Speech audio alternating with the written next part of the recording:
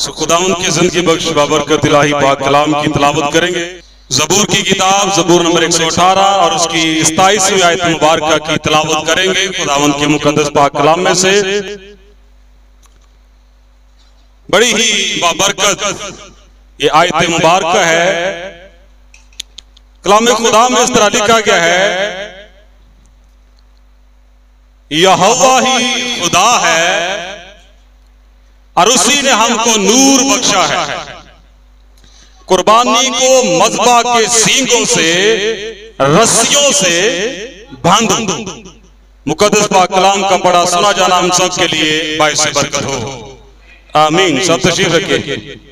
ये कलीसिया में मौजूद कलीसियाई रुकन से लेकर मज़बा पर खिदमत सर अंजाम देने वाले हर एक खुदा के खादम के लिए भी हदायत और रहनुमाई मुहैया करता है। क्या बोला मैंने कि खुदा का जिंदगी बख्श कलाम जो है ये कलीसिया के एक रुकन से लेके खुदा के मज़बा पर खिदमत करने वाले हर एक इंसान के लिए हदायत और रहनुमाई मुहैया करता है। कलीसिया के लिए भी और हर एक उस इंसान के लिए भी जिसका ताल्लुक खुदा के मज़बा के साथ है। अब गौर कीजिए कि खुदा के मज़बा के साथ कौन कौन से लोगों का ताल्लुक होता है। खुदा के खादम हजरात जो है, पादरी साहबान, बिशप साहबान, रेवरेंड साहबान, मुबश्शिर साहबान, एल्डर साहबान, ये ही सिर्फ खुदा के मज़बा के साथ ताल्लुक नहीं रखते। हर वो इंसान जो कलीसिया में शामिल है और उसे खुदा के मज़बा की कोई ना कोई या कोई भी जिम्मेदारी दी जाती है, तो इसका मतलब ये हुआ कि उसका ताल्लुक खुदा के मज़बा के साथ है।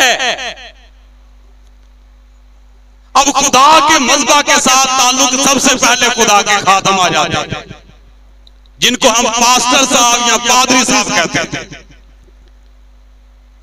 उसके बाद पास्टर से ऊपर जितने खुदा के खादम होते हैं उनका ताल्लुक भी मज़बा के साथ है। फिर एल्डर साहबान का ताल्लुक भी मज़बा के साथ है। फिर उसके बाद मुबश्शिर साहबान जो हैं उनका ताल्लुक भी खुदा के मज़बा के साथ है। डीकन जो होते हैं उनका ताल्लुक भी किसी ना किसी तरह से खुदा के मज़बा के साथ होता है। अब आप मुझे बताएं इसके अलावा और कौन से लोग हैं जिनका ताल्लुक खुदा के मज़बा के साथ होता है? बताइए। सिंपल सी बात है, परस्तार गाने बजाने वाले जो वो क्या करते हैं? उनका ताल्लुक भी खुदा के मज़बा के साथ होता है। तो आज हम ऐसे ही लोगों के ताल्लुक से खुदावंद के पाक कलाम में से रहनुमाई हासिल करेंगे कि खुदा का कलाम जो है उन लोगों के मुताल्लिक जिनका ताल्लुक किसी भी तरह से किसी भी सूरत में खुदा के मज़बा के साथ है, खुदा का कलाम उनके लिए क्या रहनुमाई देता है। अब यहां पर खुदावंद के बंदा ज़बूर नवीस ने बड़ी बाबरकत बात यहां पर बयान की है। 27वीं आयत मुबारका में लिखा है, यहोवा ही खुदा है और उसी ने हमको नूर बख्शा है। खास बात जिस पर आज हम तवज्जो देंगे, कुर्बानी को मज़बा के सींगों से रस्सियों से बांधो। आज का टॉपिक भी हमारा यही है, कुर्बानी को मज़बा के सींगों से रस्सियों के साथ बांधना। क्या टॉपिक है हमारा? कुर्बानी को मज़बा के सींगों के साथ रस्सियों के साथ बांधना। अब यहां पर तीन बातों का जिक्र किया गया है। सबसे पहले कुर्बानी के बारे में बात की गई है, उसके बाद खुदा के मज़बा के बारे में बात की गई है, उसके बाद खुदावंद के मज़बा के सींगों के बारे में बात की गई है, और उसके बाद कुर्बानी को मज़बा के सींगों के साथ बांधने के मुताल्लिक बात की गई है। इसी एक हिस्सा के अंदर चार बातों का जिक्र किया गया है। ये खुदा के कलाम की तरतीब है। तो सबसे पहले हम मुख्तसर मायनों में, मुख्तसर अल्फाज में इन 4 हिस्सों पर गौर करेंगे। और सबसे पहली बात आती है कुर्बानी की। अब जब बाइबल मुकद्दस का हम मुतालिया करते हैं तो खुदा ने जब अपने बंदा मुकद्दस मर्द खुदा मूसा नबी के जरिया से ख़ैमा इज्तिमा बनवाया तो खुदा ने मज़बा की तमाम अशिया जो है उनका नक्शा खुदा ने अपने बंदा मर्द खुदा मुकद्दस मूसा नबी को दिखाया। और ख़ैमा इज्तिमा की जितनी भी चीजें बनाई गई उन सबको तरतीब के साथ जो है वो खरूज की किताब मुबारका में लिखा गया है।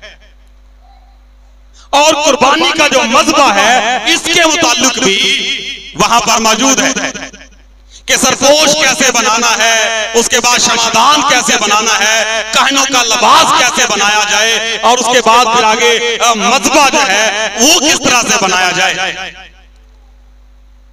तो कुर्बानी के लिए जो मज़बा बनाया गया था बाइबल मुकद्दस बताती है कि उसके 4 सींग भी बनाए गए।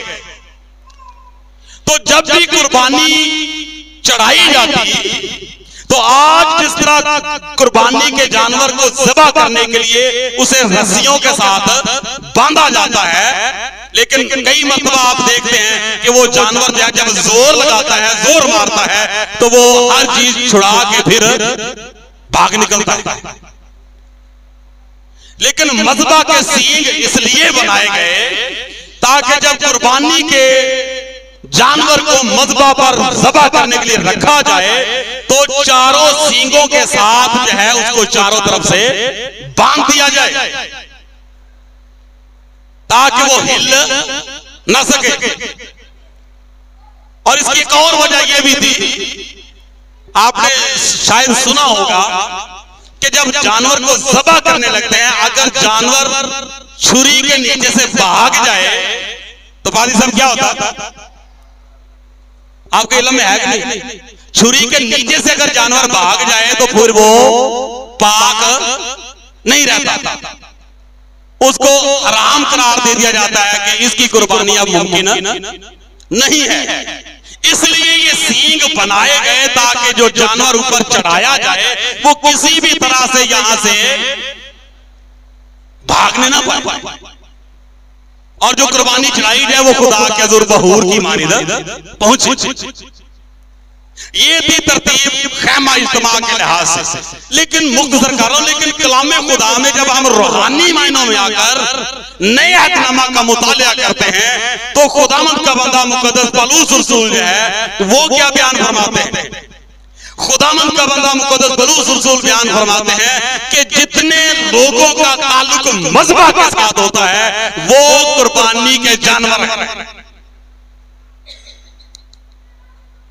कलामे खुदा में खुदा के बंदा ने फरमाया कि हम दिन भर, ये मैं एविडेंस भी दे रहा हूं, हम दिन भर ज़बह की हुई भेड़ों की मानिद समझे जाते हैं। इसका क्या मतलब निकला कि खुदावंद का बंदा जो है वो अपने आप को कुर्बानी के जानवरों के साथ तशबीह दे रहा है। तो खुदावंद के मुकद्दस कलाम के मुताबिक जितने भी लोग खुदा के मज़बा के साथ ताल्लुक रखते हैं समझ लीजिए कि वो कुर्बानी के जानवर हैं। तो अब जब कुर्बानी के जानवर है तो फिर कुर्बानी के जानवर का तरीकाकार यहां पर क्या बताया गया है इसी आयत मुबारका में? जी, कुर्बानी के जानवर को क्या करना है? मज़बा के सींगों के साथ रस्सियों से बांध दो ताकि हिल ना सके। मेरा ख्याल है कि बात समझ में आ गई होगी।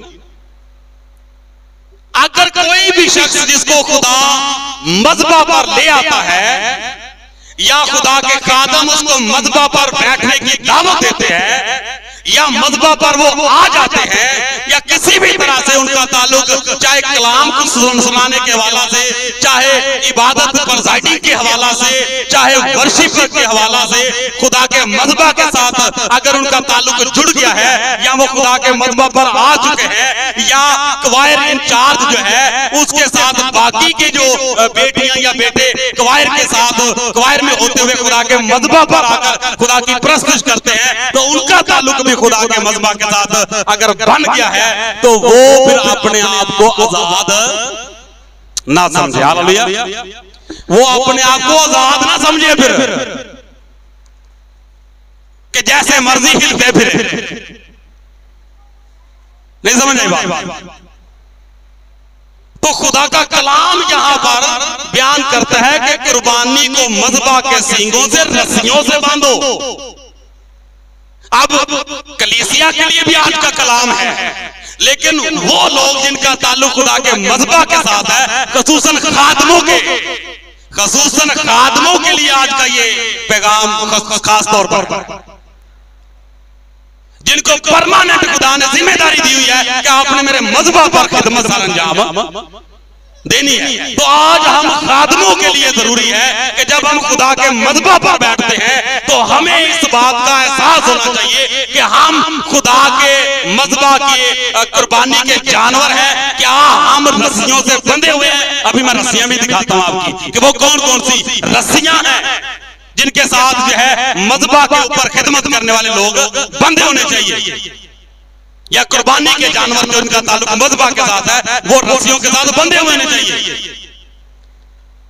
लेकिन अमूमन आप देखेंगे कि ऐसा नहीं दिखाई देता। शायद ही आपको मज़बा के ऊपर जो है वो कोई संजीदगी दिखाई पड़े। ना चर्चिस में ऐसा दिखाई देता है, और ना बड़े बड़े क्रूसेड्स में, ना बड़ी बड़ी कन्वेंशनों में ऐसे भगदड़ मची हुई होती है और कहा जाता है ये खुदा का मज़बा है। क्या खुदा का मज़बा जो है उसकी इस तरह से बेहुरमती की जाती है? तो खुदावंद के मुकद्दस कलाम के मुताबिक खादम जो है, जो जिनका ताल्लुक खुदा के मज़बा के साथ है, सबसे पहले तो जरूरी है कि वो खुदा के मज़बा की कदरों कीमत को जाने। अगर खादमों को खुदा के मज़बा की कदरों कीमत का पता को नहीं, बाजू ऊपर उठा के और बुलंद आवाज से हालेलुया करना या वर्शिप करना, ये जो है ये तो अच्छी बात है, लेकिन मज़बा की कदरों कीमत का जानना जो है ये इंतहाई जरूरी है। फिर उसके बाद संजीदगी जो है वो आती है। कई मरतबा खुले खुले लफ्जों में बात करने लगा हूं, कई मरतबा जो है वो मैंने देखा है कि मज़बा के ऊपर खादम बैठे होते हैं, कलीसिया वर्शिप कर रही होती है, उन्होंने बेचारे दी अपनी गल्लां नहीं मुकदियां। मैं सही कह रहा कि गलत कह रहा? वो पादरियां दी अपनी कहानियां नहीं मुकदियां, एक दूसरे दे कन्नां दे गुड़ गुड़ गुड़ गुड़ गुड़ गुड़ कर रहे होंदे। एक दफा मुझे भी बिठा दिया गया साथ, यार मुझे कोई इतना शौक तो नहीं होता, ये खुदा ने जिम्मेदारी दी है तो निभा रहे हैं, तो मुझे भी साथ बिठा दिया गया। अब बेचारी कलीसिया के जो नौजवान हैं वो बेचारे प्रस्तश कर करके थक गए हैं, और मेरे साथ ही जो दो खादम बैठे थे वो एक दूसरे पे व्हाट्सएप से तस्वीरां प्रोग्राम दी तस्वीरां ने फलाने तंद में गया, फलाने तंद गया, ते आपस में करिए। अजीब बात है। तो खुदावंद के मुकद्दस कलाम के मुताबिक जब मज़बा के ऊपर बैठ के खादम के अंदर संजीदगी नहीं तो कलीसिया च की होनी?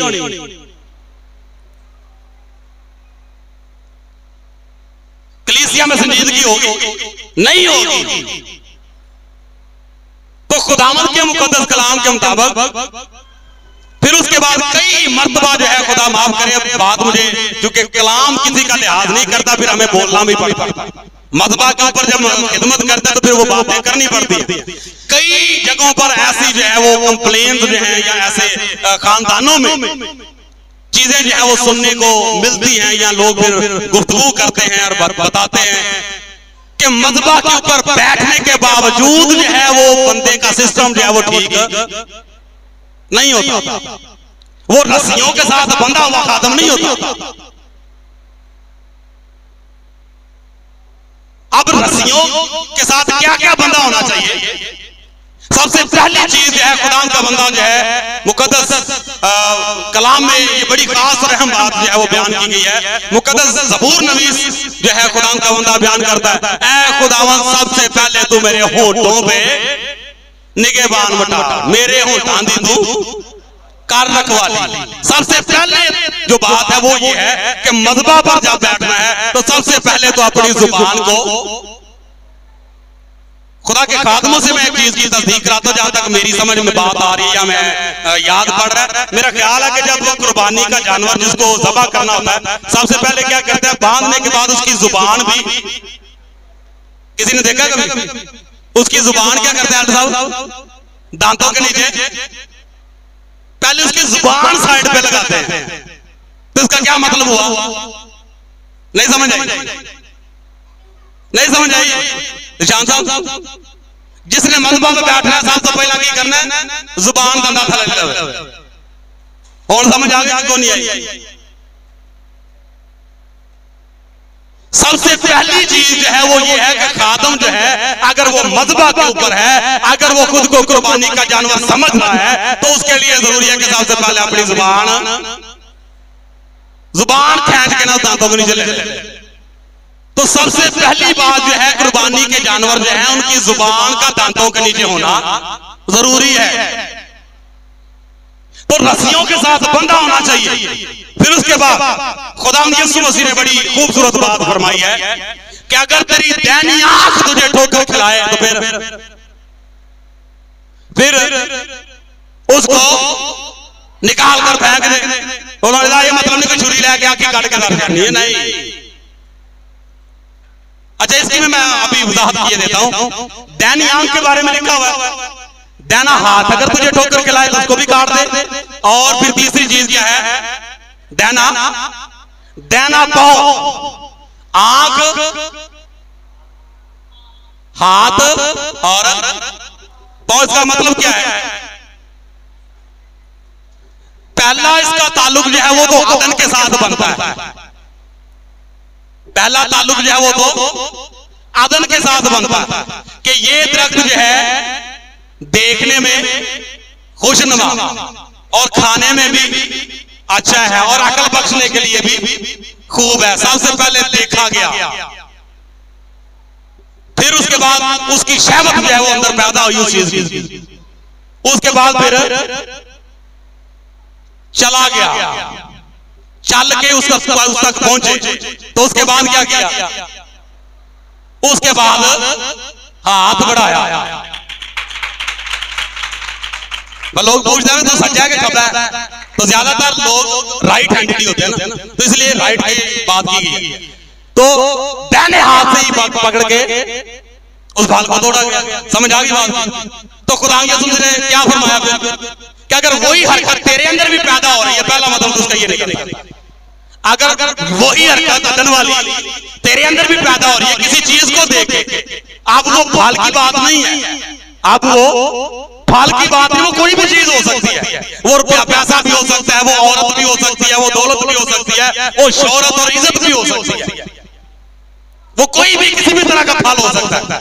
अगर तेरी आंख को वो खुशनुमा मालूम हो रहा है, अगर तुझे जायके में अच्छा लग रहा है, अगर तुझे अक्ल बख्शने के लिए खूब लग रहा है और तेरी आंख जो है उसकी तरफ खींची जा रही है, तेरा पांव जो है उसकी तरफ खींचा जा रहा है और अब तेरा हाथ जो है बढ़कर उसको खाने को है, तो अफसोस, ऐसी आंख को निकाल, ऐसे हाथ को काट दे, ऐसे पांव को काट दे। पहला मतलब तो इसका ये हो गया। दूसरा मतलब, अच्छा, खुदाम यूसुफ ने क्या फरमाया कि जब इब्ने आदम अपने जलाल के तख्त पर बैठेगा और सब फरिश्ते उसके साथ आएंगे और फिर वो क्या करेगा, सब कौमें उसके सामने हाजिर की जाएंगी और वो क्या करेगा, भेड़ों को बकरियों से जुदा करेगा। बकरियां किस साइड पे आएंगी, बाएं साइड पे, और भेड़े दाएं साइड।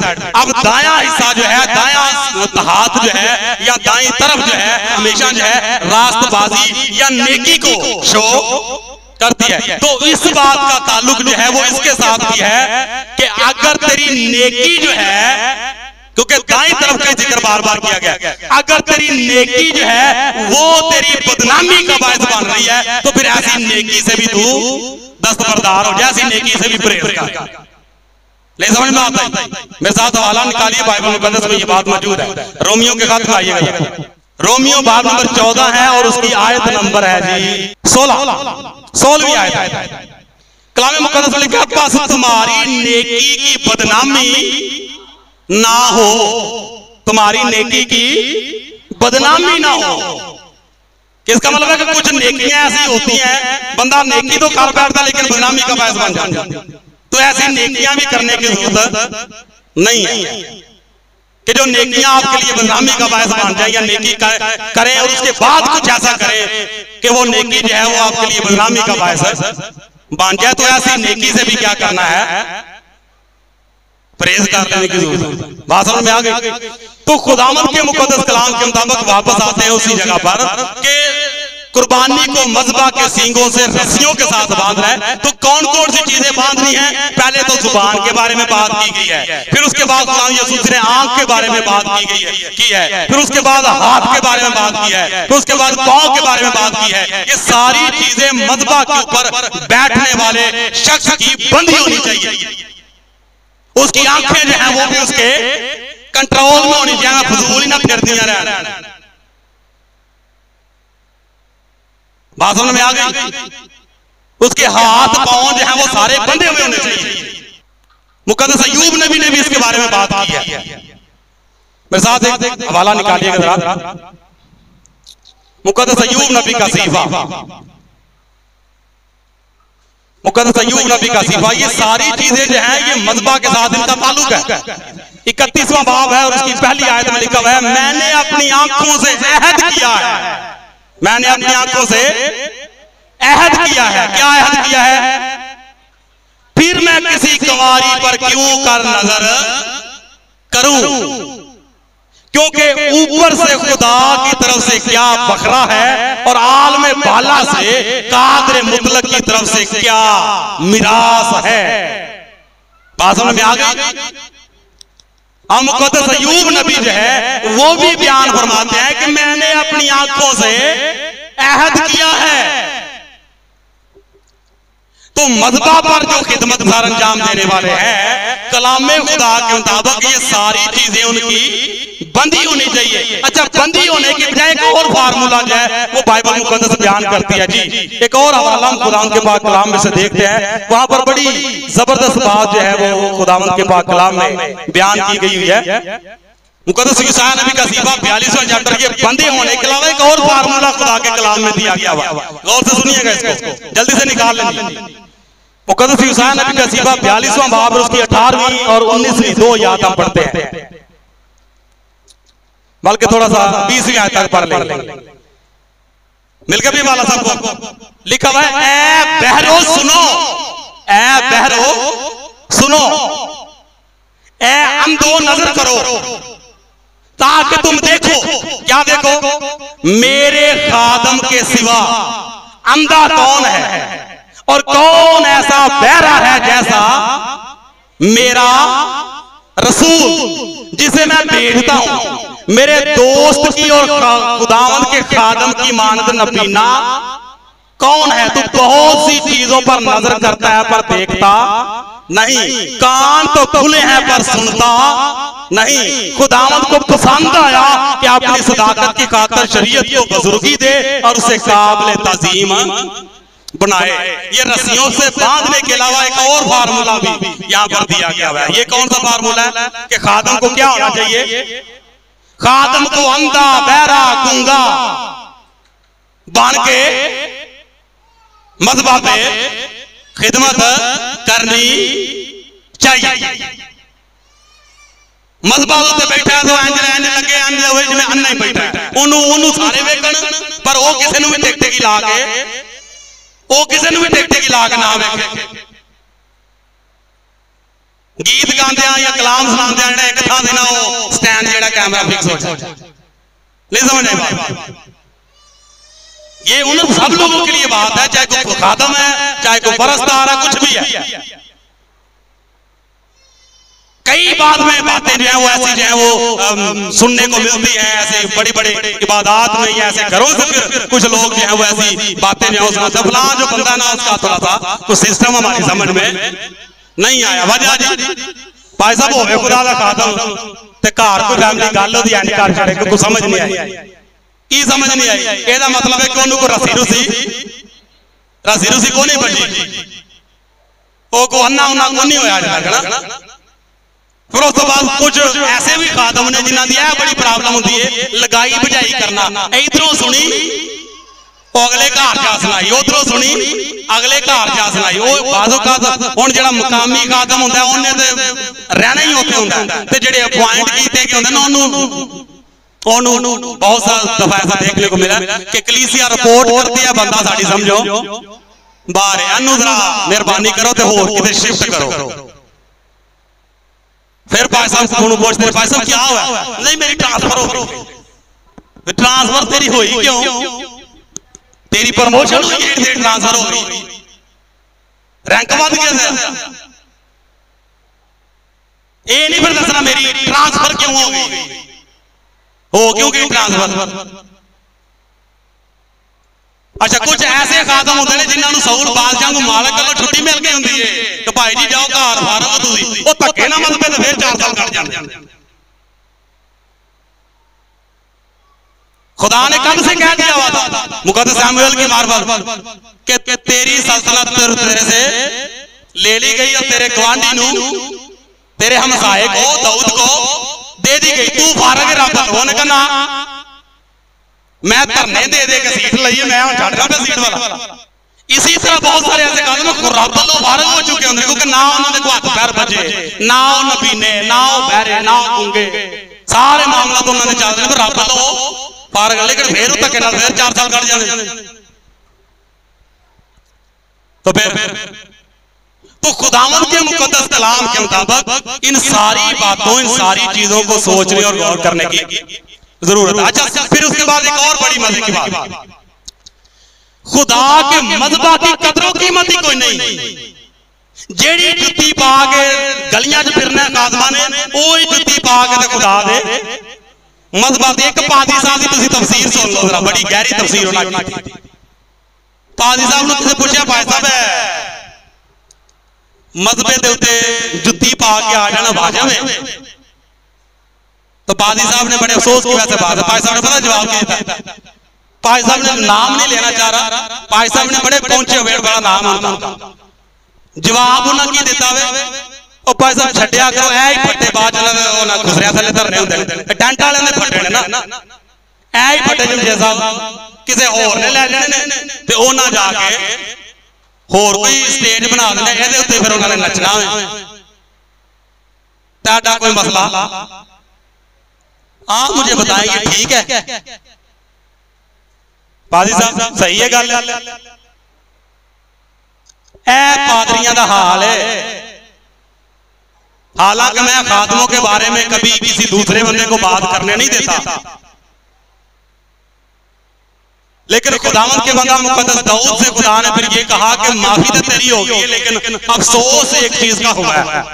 अफसोस इस चीज का हुआ है कि तूने मेरे दुश्मनों को बातें करने का मौका दे दिया। बस गल है तेरे नाल जिन्ना को मैं प्यार किया और प्यार को सामने रख दिया, माफी तो तेरी हो गई है। पर रौला है कि दूजियां नूं मुंह लग गए, लोकां नूं मुंह लग गए। हुण उन्हां दी ज़बानां फड़ियां नहीं जाती। जब इस तरह की हरकतें या इस तरह के काम जो है वो खादम करना शुरू कर देते हैं या इस तरह के मामलात करते हैं तो फिर उसके बाद लोगों की जुबानों को कंट्रोल करना मुश्किल हो जाता है। कितने लोगों को हम कहेंगे नहीं खादमा के बारे में गल्लां करी दी, किस किस को समझाए? अब एक तरफ जो है वो किसी और शोबे में उन्होंने टांग अड़ाई होती है, एक तरफ सियासत में टांग अड़ाई होती है, उधरों खुदा दे मज़हबां नूं भी जिहड़ा ना उन्होंने नाल लाया हुंदा है। और सारी चीजें मिक्सअप करके ना सियासत की कदर कीमत का पता, ना खुदा के मज़हबा की कदर कीमत का पता, ना कोई टीचर या उस्ताद होने की खिदमत का पता कि ये मामलात क्या है, ये तमाम सारे मुकद्दस फरीज़े क्या है। तो उसके बाद कोई और चन्न चढ़ा के रख देना तो सारे खादमों की नाक कटवा के रख देना। लो ये पादरी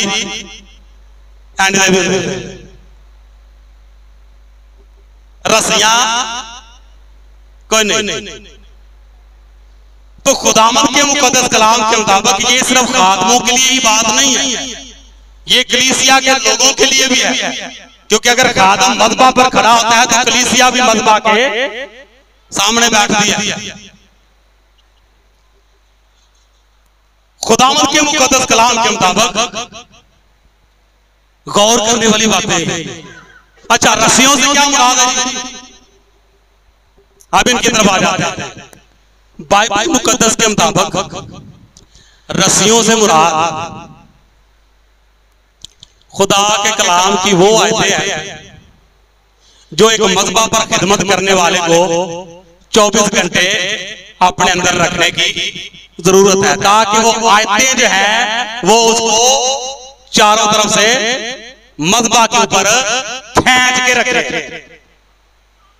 जुबान के बारे में बाइबल मुकद्दस क्या कहती है, आंख के बारे में बाइबल मुकद्दस क्या कहती है, कानों के बारे में बाइबल मुकद्दस क्या कहती है, बाकी मामलात के मुताल्लिक बाइबल क्या कहती है। ये सारी रस्सियां जो है, ये सारी रस्सियां जो है एक मज़हब पर खिदमत करने वाले को बंदी होनी चाहिए।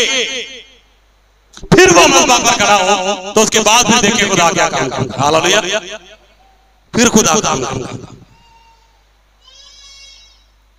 तो ये जो बात यहाँ पर बयान की गई है कि कुर्बानी को मज़हब के साथ रस्सियों सिंगों से रस्सियों के साथ बांधो, तो इसको समझने की जरूरत है कि क्यों खुदावंद के बंदा ने ये बात की है। ये सिर्फ पुराने अहकामे के साथ ही इसका ताल्लुक नहीं है इस बात का, आज मौजूदा दौर में इसके जो रूहानी मायने है उनका ये मतलब है।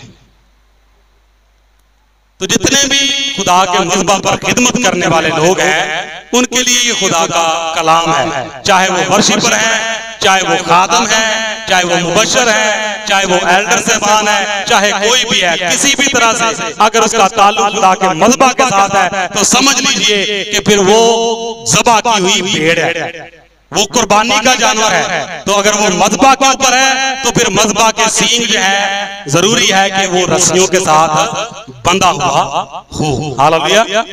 सो खुदावंद आप सबको आज के इस पाक कलाम के वसीला से बरकत बख्शे। आमीन।